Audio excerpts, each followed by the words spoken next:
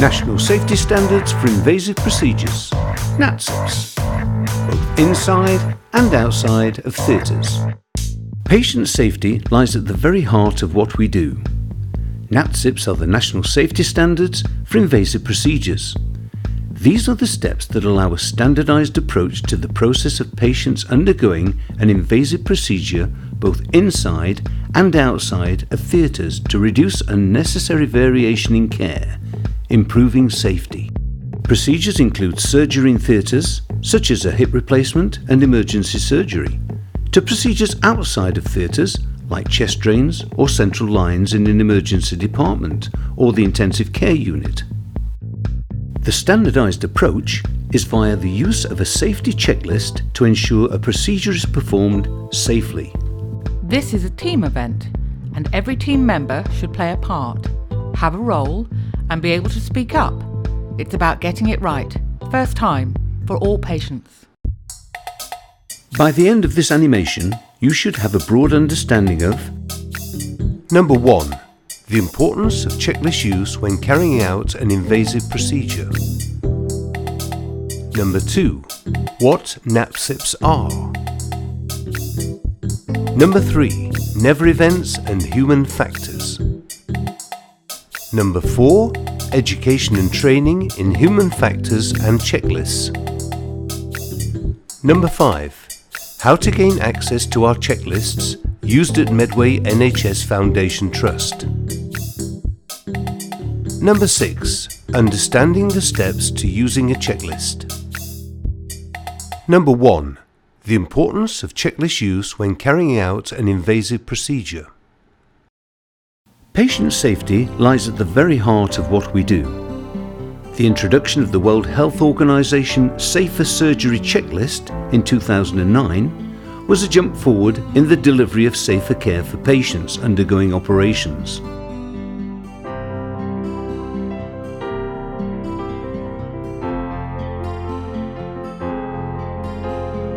Atul Gawande, a surgeon and the author of the book The Checklist Manifesto, introduced checklists worldwide to radically improve surgical outcomes globally through the World Health Organization to reduce errors and harm to patients. Checklists are a tool and aid memoir for clinical teams to improve the safety of surgery or an invasive procedure by reducing deaths and complications. Daily tasks have become more complex, and there can be multiple distractions, along with human factors such as tiredness and stress. Checklists can help with memory recall and clearly set out minimum steps necessary in order to perform a task safely. Checklists can help make priorities clearer, not to miss simple but important steps like timely antibiotics, and prompt people to function better as a team. The benefits of a checklist approach can be extended beyond surgery towards all invasive procedures performed in hospitals. But checklists in themselves cannot be fully effective in protecting patients from an incident. Checklists must be conducted by teams of healthcare professionals who have trained together and who have received appropriate education in the human factors that underpin safe teamwork. So, who is in the team?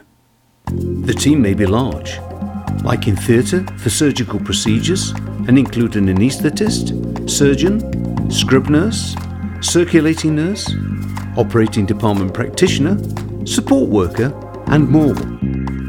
Or the team can be small, for example in ITU, for the insertion of a central line, a nurse and a doctor. Safety is therefore about checklists, and teamwork, and human factors. Checklists are not another paperwork or tick box exercise. Where the checklist is used well, it is as the result of professional leadership, organisational commitment, and time spent on local implementation. Checklists get people to talk to each other, foster teamwork, give people a sense of participation and responsibility, and give them a willingness to speak up. Checklists allow for the introduction of people's names in a team. This results in greater job satisfaction and teamwork. It's the single best way of ensuring you are doing the right operation on the right patient and discussing this with your team. Barriers are team members not seeing the value of what a team brief and checklist are for, and using it as a tick box exercise, missing the point of the safety barrier and team discussion that should occur surrounding the operation. Number 2. What NatSSIPs are. Safety standards for invasive procedures, otherwise known as NatSSIPs, are the steps necessary to standardise the process of patients undergoing an invasive procedure both inside and outside of theatre to deliver safe care to our patients. Across the Trust, there should be a consistent approach to the care of patients undergoing invasive procedures in any location, and procedural teams should undergo regular, multidisciplinary training and education in human factors and team working. The safety standards promote team working. There are 3 elements: standardization of generic operating department procedures, systematic education and training for operating theatre environments, and harmonizing activity to support a safer environment for patients. Number 3. Never events and human factors. Never events are serious, largely preventable patient safety incidents that should not occur if the available preventable measures have been implemented. Examples from a wide range of invasive procedures in varying specialities include incorrect side surgery or procedure, or retained foreign object post-procedure, for example swabs, or even guide wires after central line access. Each never event has the potential to cause serious patient harm or death of a patient. Surgical never events are relevant to all clinical settings where invasive procedures are undertaken, and so the scope of the safety standards of NatSSIPs was broadened to include all invasive procedures in which a never event could potentially occur. For example, theatres, interventional radiology, cardiac catheter lab, endoscopy, ICU and HDU, A&E, some outpatient clinics, and wards. We have identified all areas where invasive procedures occur in the hospital and have developed local checklists based on the World Health Organization's surgical checklist to help improve patient safety and reduce never events. A wrong-sided nephrostomy was performed on a patient, and no checklist was carried out prior to the procedure. The team felt devastated, especially whilst going through the internal investigation. They questioned themselves as to how they could let this happen to a patient. Multidisciplinary simulation training with the team has allowed everyone to take responsibility and ownership of the team brief, and checklists being performed before any procedure is carried out on a patient, and has given the encouragement and confidence to speak up if they think something is incorrect. Why do never events happen? No one goes to work to make a mistake.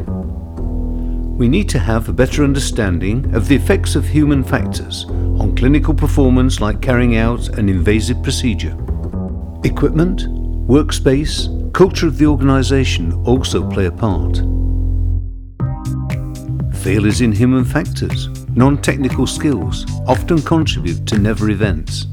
These human factors are situation awareness, oversight of anomalies, not recognising an increased risk, not getting enough information. Decision making can be affected by fatigue, stress, over-reliance on assumption, for example, prepositioned patient and correct side that procedure will occur. Assumed side may be the wrong side. Teamwork, poor briefing at the start of a procedure, and lack of communication or understanding of planned procedure. Failures in the team to speak up when the checklist is not followed. Failures of standard operating procedures include failure to check the patient identity, the consent form, or the site marking. Leadership, not using the checklist, not ensuring the whole team had a shared awareness of the task. Coping with stress, tiredness, fatigue, time pressures, management pressures. Causes of mistakes should be seen as a reflection on the underlying systems and safety culture within an organisation that need to be looked at rather than just the incident or the individual person itself. These human factors are taught in safety-critical industries such as aviation and are taught in healthcare utilising simulation training as multidisciplinary teams. Time pressures, interruptions, distractions, inadequate skill mix, last-minute changes to list order are common organisational and environmental failures that can result in never events or near misses. Effective communication within the clinical team before, during and after procedures minimises the risk of incidents related to invasive procedures. An effective briefing at the start of the procedure is key to supporting team working. The surgical safety checklist has been shown to improve outcomes by reinforcing safety processes and standardising care. Checklists allow us to get the basics right. It is not a tick box exercise or another piece of paperwork. They help us not forget or miss important steps whilst carrying out complex tasks, with a consideration for human factors. How you interact in a team are part of human factors, such as communication, decision-making, anticipating, and situational awareness. We do not learn these at university or college, but these skills are as important as learning how to treat a heart attack. Each team member, from healthcare assistant to surgeon, should have the confidence to be able to speak up before an incident occurs to prevent a never event if they feel something is not right. There should be no hierarchy or barrier. Checklists are there as a verbal communication tool, not a tick-box paperwork exercise.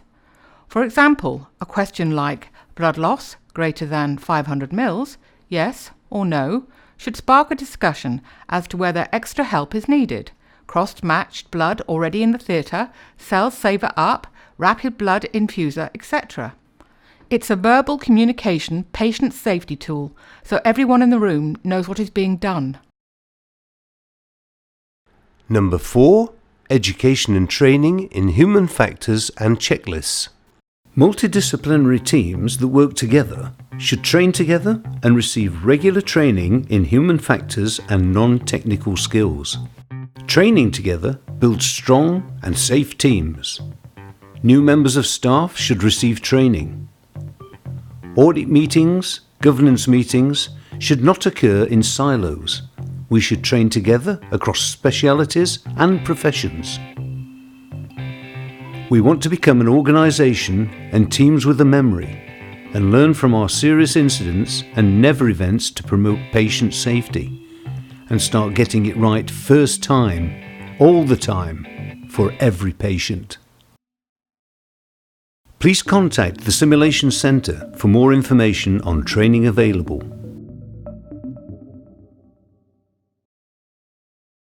Number 5. How to gain access to our checklists used at Medway NHS Foundation Trust. Checklists can be found by searching WHO on QPulse on the Medway intranet. For further information, please ask your clinical supervisors, consultants or ward sisters about which procedures require a checklist to be used. Number 6. Understanding the steps to using a checklist. The next video is a demonstration from Great Ormond Street Children's Hospital, a leading hospital in checklist use when it was first introduced to the UK, of how a theatre team brief and checklist for the performance of a surgical procedure.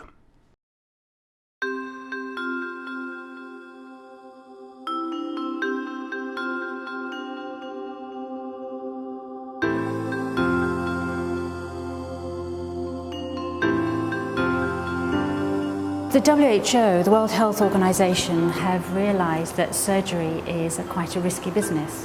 When you look at surgery on a global scale, there are millions of patients who have operations every year. I think it's an estimated 230 million patients. Of those, about 7 million patients have complications due to their surgery, and probably about 50% of those complications could be avoided. A team of experts at the World Health Organization have got together and looked at the evidence base behind complications that happen during surgery, and they've drawn up a checklist, a 19-point checklist that gives us a structure and a sequence to follow to help us in our care of patients. It formalises what we already do. So these checks we already do, but it makes sure that we all do them at the same time, we do them all together. The checklist looks at critical points in the patient's journey through theatre. So what we do at the start of the day, we have a briefing meeting with all the whole team that's going to be involved in the care of the list that day. We've got 3 cases on the list at the moment. The first case is a removal of a NUS bar for pectus excavatum. The bar was put in 2 years ago. Second case is we discuss each patient and we find out who's on the team. We decide what we're going to do and in what order, and then think about any specific bits of equipment that we need, any staffing issues, and anything else that's going to upset the flow of work during the day. We're not having to rely on memory, that we have a format to go through, so we're doing the same thing every time for every patient. And it makes the care of our patients safer. This sort of approach is something that's common in high-risk industries, and actually if you think about it, surgery is a high-risk industry. The sign-in is a point at which we check the things that are critical for us to check before the patient goes off to sleep. So obviously that we've got the right patient and that we've got the right patient for the correct operation. We have a consent form here, which is for a right pneumonectomy. Do we have an arrow on the right? Cross. A cross. Okay, we'll do that in a second. Before we anaesthetise the patient, we obviously have to make sure that we've checked the anaesthetic machine, we've got all our drugs ready. If the patient's going to need blood for the operation, it's clearly vital for us to know that that blood is ready and available, so we check that. Another critical point in the patient's journey through theatre is just before we start the operation. So around the table you have the surgeon, you have the scrub nurse, you have the anaesthetist and all the other members of the team that are involved in the care of that patient for that operation. And we run through again some critical points that we need to check before we start. Okay, so this is surgical pause. Do you want to read the name? Zoe Magnus. Yep. Hospital number 894928. Okay, X-rays up. We'll confirm that's the right side. You happy with the side, Mark? I'm happy with the side. I've marked it myself as well. The surgeon then will talk through what he's going to do. Surgically, she's got... Telling the rest of the team, this is what to expect. This is a straightforward procedure, or this is a really complex, really difficult procedure. It's clear and it's obvious that everybody else has the same awareness of what the issues are. And she had her antibiotics at 10 to 11. Antibiotics are critical to the safe care of the patient. We know from the evidence that if you want to reduce infections in surgery, you need to give antibiotics within 30 minutes of incision, 30 minutes an hour of the incision. Now it's a time to prompt to say, have you given the antibiotics? Can we just make sure that we know who everybody else is in the room? Lauren. Robert. In order to work effectively as a team, you need to know who everybody is in the room. It's very important that we just simply introduce each other, so in that way everybody has a voice and everybody's much more likely to speak up if they don't understand something, if they see something that's not quite right. They're much more likely to help out and help each other to look after that patient. The surgical safety checklist has given us a structure to work through, given us a system so that every patient that comes to theatre, the same critical points are addressed in their journey through theatre.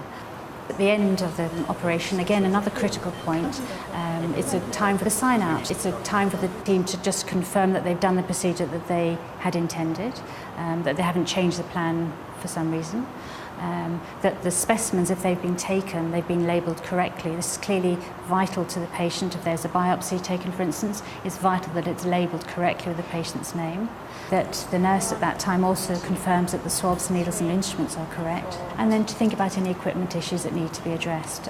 Obviously a piece of equipment is not functioning properly, it's important to address it, to deal with it, not to recycle it. And then the doctor, the nurse and the anaesthetist can discuss what to do next. Is this a routine operation, patient's going to go back to the ward and follow the routine course, or is there something specific we need to think about, continuing antibiotics or intravenous fluids? And that's the time for us to address this as a team. The surgical safety checklist is something I would definitely recommend to other hospitals. It just improves the way that we work together as a team. At the end of the day you think, gosh, we've done a good job. And why have we done a good job? Because we've all been pulling together. If there have been any issues, we've been able to solve them before they become a crisis.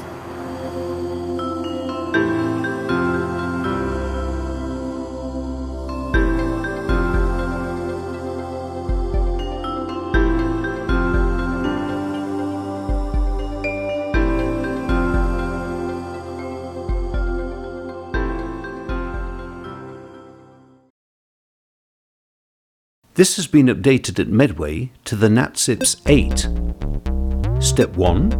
Procedural verification of site marking. Step 2. Team brief. Step 3. Sign in, WHO. Step 4. Time out. Step 5. Prosthesis and implant check. Step 6. Retained foreign objects. Step 7. Sign out.